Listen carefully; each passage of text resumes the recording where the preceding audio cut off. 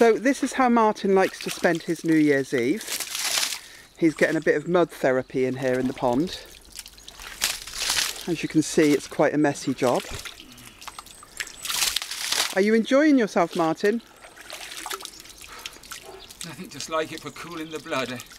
Oh, very good. So you can see what's happening here is Martin has drained the pond and is now in the process of scraping out all the mud and the decomposed leaves and the pondweed and the utter mess that's been accumulated at the bottom of this pond over the last few years.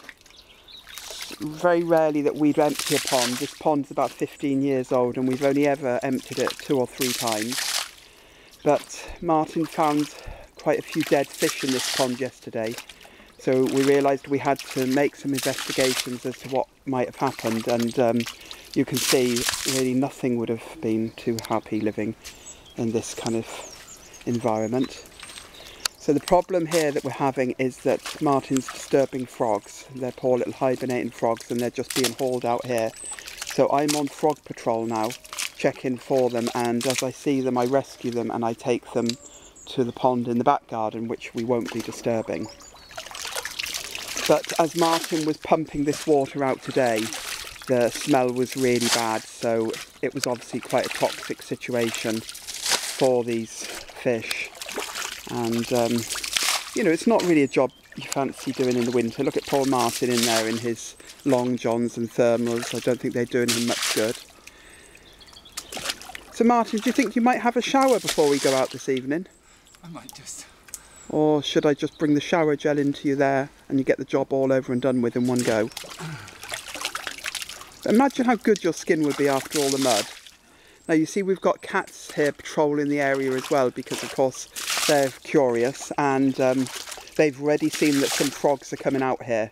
So I'd say that they're also hopeful that they might get something nice to play with, but Deborah's keeping a close eye on that situation and that won't be happening.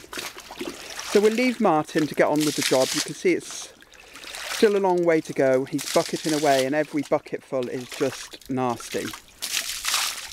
But I'm going to now assist him because we've got a lot of roots and weeds growing in the side of the pond, so I'm coming in now to get some assistance, but no, I will not be getting in the pond with Martin. So maybe I'll do a little video later when we've got this all done, to see what it looks like when it's all cleaned up. Bye for now. Do you know what I wonder, should I? Okay, so Martin now is trying to make something out of this big Lysochiton plant. We were hoping that division was going to be a possibility, but I mean it's absolutely massive and the roots on it are going to be quite hard to deal with. So it's a superb plant and it's always a showpiece in this pond, but it has got rather large now. Plus when it comes up into full leaf in the early summer, it obscures the entire front of the pond, so we'd love to locate it in another part, but the trouble is we don't have a lot of ledge space in this pond, and we're not really sure whether we could just put it out into the middle, whether it'll take the depth. So Martin's just hacking off some of the roots off the side of it, just to try to make the clump a little bit smaller, and then we can see whether we've options with it, whether it is dividable, and what kind of tools that we'd need to get it divided. And that's the problem as well when you're dealing in a pond with a liner. You know, you don't really want to be working with too many sharp objects. So yeah, I'm not quite sure. It's a magnificent plant.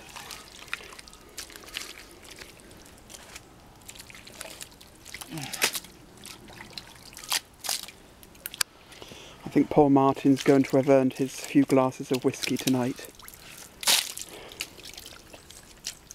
So Martin's managed to reduce the plant down somewhat, thin it down, and we definitely want to relocate the plant. We want to move a few feet out into the pond there, but the plant's very heavy and it's also well rooted into all the mud. So Martin's come up with a little plan now to lever it out, just to kind of prise it loose of the bottom of the pond. So he has a little plank of wood here, but he's having a bit of a problem because the pump's in his way. So that's kind of annoying him. So I don't quite know what he's planning to do here. He's planning to get back in the pond anyway. He's looking rather like the man out of the milk tray advert, isn't he? So let's have a look now. You can see now he's got a rope just to tie that very annoying pump out of his way.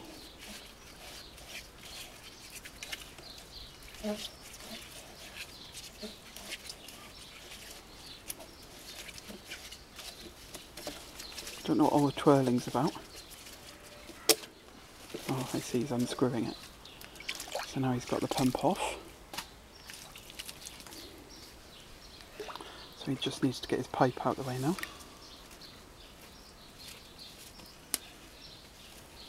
Now Martin's been at this pond for way over half an hour, so I'm getting a bit concerned about how cold he must be getting.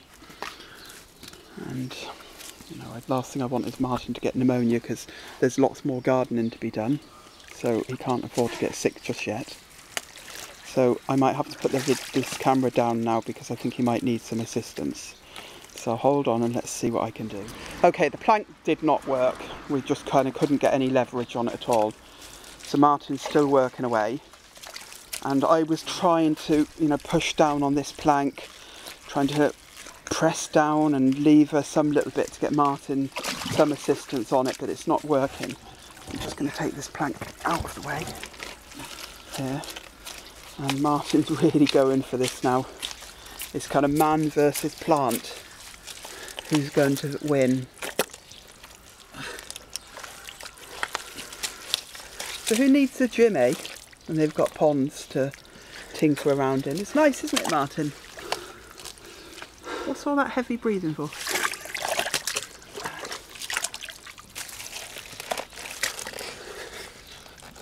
Come on, Martin, you're not going to let that plant get the better of you, are you? Seriously, come on.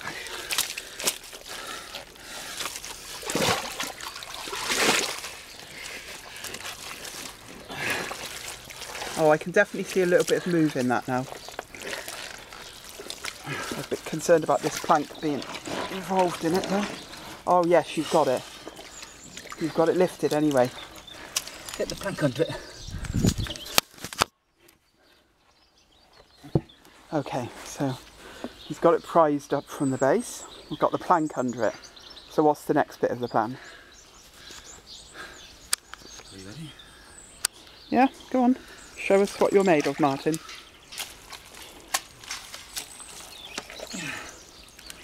There she goes. Oh, she's rolling, look at that.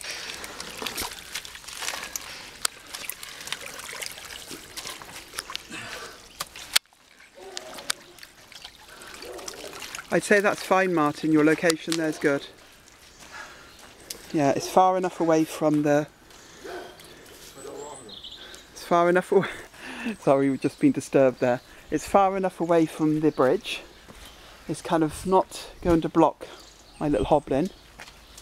And I'm very happy with that now. Well done, Martin. Now, I don't know how many frogs we've got in this bucket. It's quite a few. And I've rescued all of those out of the mud. Now we know there's more in that pile of mud, so we're going to have to go through that very, very carefully as we start to clear it all up in a while. But for now, this is the pond these little frogs are going into. So it's nice and clean. Let's see what they think about this. Come on, the little frogs. Yep. In you go. Go on. I can see you. I can see you. Come on. Come on, little frogs. Come on, little boys and girls. In you go. Come on, there's lovely water. Off you go. Yeah, you came out on the grass. You came out of a hole. Do you want to turn around and go the other way? Oh, hang on, they're all heading out now. They're all heading out. Yeah, plonk. There's a couple more to go. Just got to get this guy because he's going the wrong way. Little frog, you're going the wrong way. Hold on. Just grab you. Now, in you go. In you go. Go on. What do you think about that? What? Oh, how many frogs have we got left in our bucket now? Still got a few. Get that glove out. was blocking a hole in the bucket. Come on, lads. Yeah, oh. 3 more to go, is it?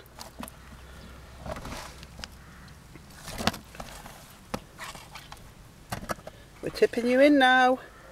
Why are you clinging onto the bucket? Come on. Oh, that's it, lads. Look at you. You better go and find yourself a nice bit of mud to go and lie in now for the rest of the winter.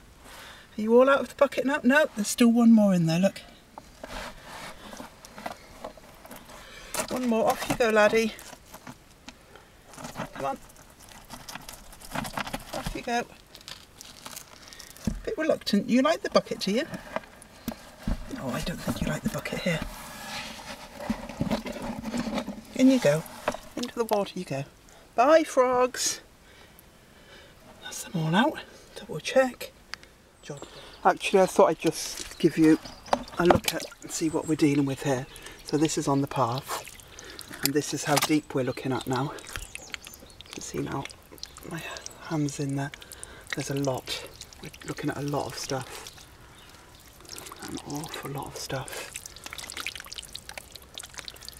It's kind of pretty grim. I think this could take quite a while.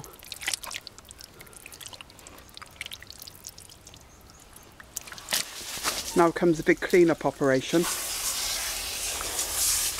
Martin's hosing down his slippers. There's talk of him hosing himself down. Oh yeah, there, it's actually happening now. Not many people who'd be doing this on the 31st of December, hosing themselves from a freezing cold water supply from the garden tap. Fair dues to Martin, hardier than I imagined he'd be. So let's go over and see the carnage that we've left over here.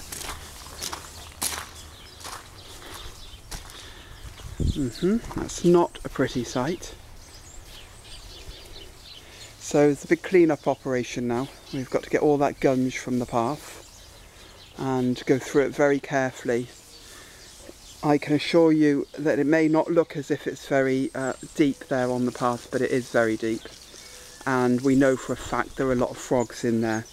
So it's not a case of getting a spade out now and scooping that up, because we'd be really worried we could damage the little frogs. So I think it's kind of a fine-tooth comb going in with our hands and just simply picking it all up the best we can. And then Martin's got to get the hose out and fill the pond up again. And I think we'll consider that's a very good day's work done. And the wine and whiskey will be very well deserved tonight. 8 wheelbarrows later, we've got rid of most of the sludge. It's now the final clean-up time. The pond's filling. Martin's fully dressed again and looking a little bit cosier this time. So there's a big hosing down now that needs to be done.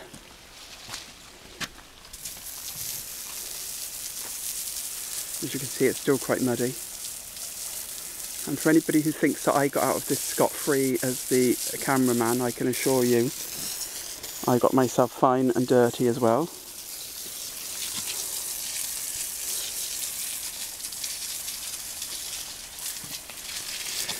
It's great to get this sort of job done though. It's a sort you put off for a long, long time. But there's a huge sense of relief when it is done. I suppose the pond will be muddy now for a couple of weeks. I mean, it's an awful shame that we've disturbed so many frogs, but we have rescued them, and we have been very, very careful and vigilant when we were collecting up all the mud and sludge to make sure that there were no frogs left in it. And then we've disposed of the big pile in the field behind, so that anything that's in there has a chance to, in its own good time, make its way out of that big sludgy stuff and make its way back into one of the ponds or into one of the big puddles in the field behind us. So the pond will be nice and clear now for the frogs to start spawning in maybe the next 6 weeks or so. And we aren't going to keep any fish in this pond now. We've decided we'll just leave it as a complete wildlife pond. and let all the frogs and beetles have a nice time. Oh, it's lovely to be at this stage, to the clean-up stage. So that's it for now. Another escapade at Terra.